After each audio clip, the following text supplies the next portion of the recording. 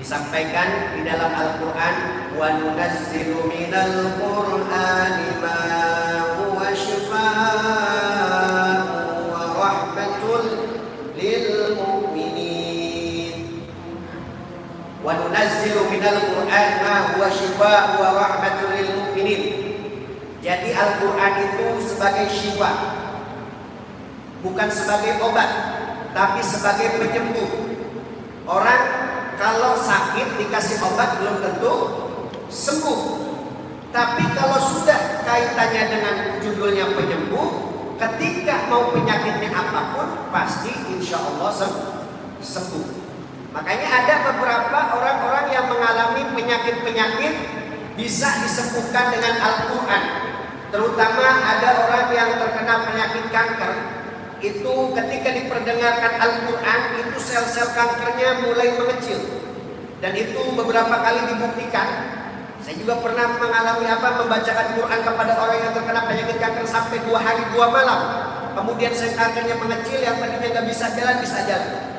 Karena ini syifa wa rahmatul lil mu'minin, sebagai syifa ataupun obat. Yang kedua, jumlah ayat Al-Quran ada berapa, Ustaz? Ada yang tahu? Ibu tahu jumlah ayat Quran? Belajar aja kita lah, nggak usah selama ini. Nyangkut dia. Ya, dekat. Jumlah ayat Al-Quran ada berapa, Bu?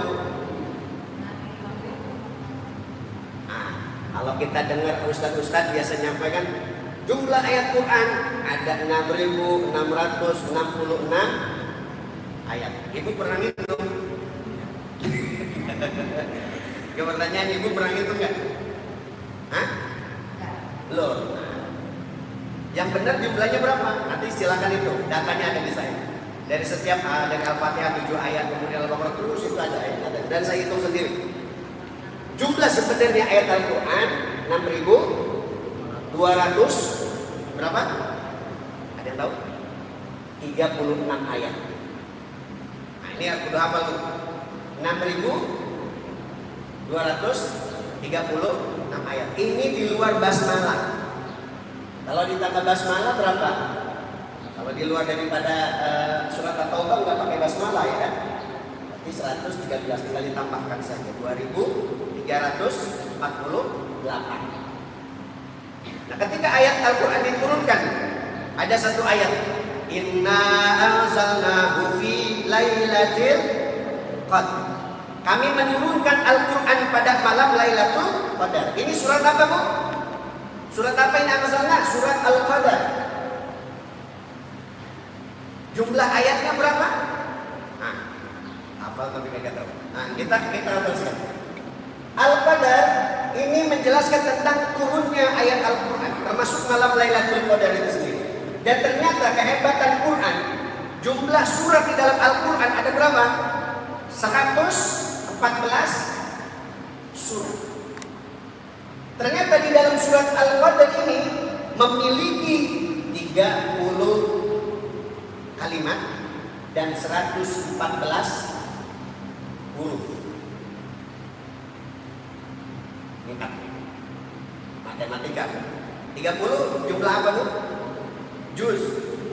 114 jumlah apa? Surat.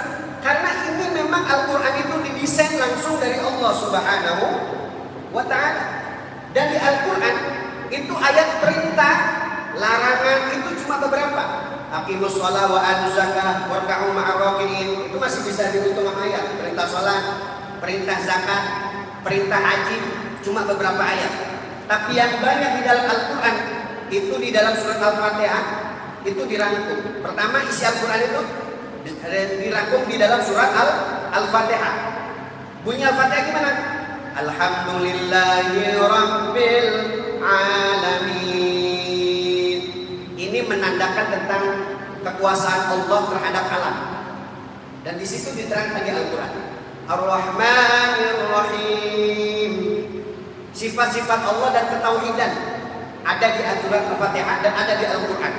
Ar-Rahmanir Rahim bentuknya apa? Asmaul Husna. Makanya setiap kali akhir-akhir ayat itu ada Ghafurur Rahim, Alimun Hakim. Nah, itu mewakili Fatihah itu. Ar-Rahmanir Rahim, Maliki Yaumiddin. Maliki Yaumiddin apa? Tentang kiamat.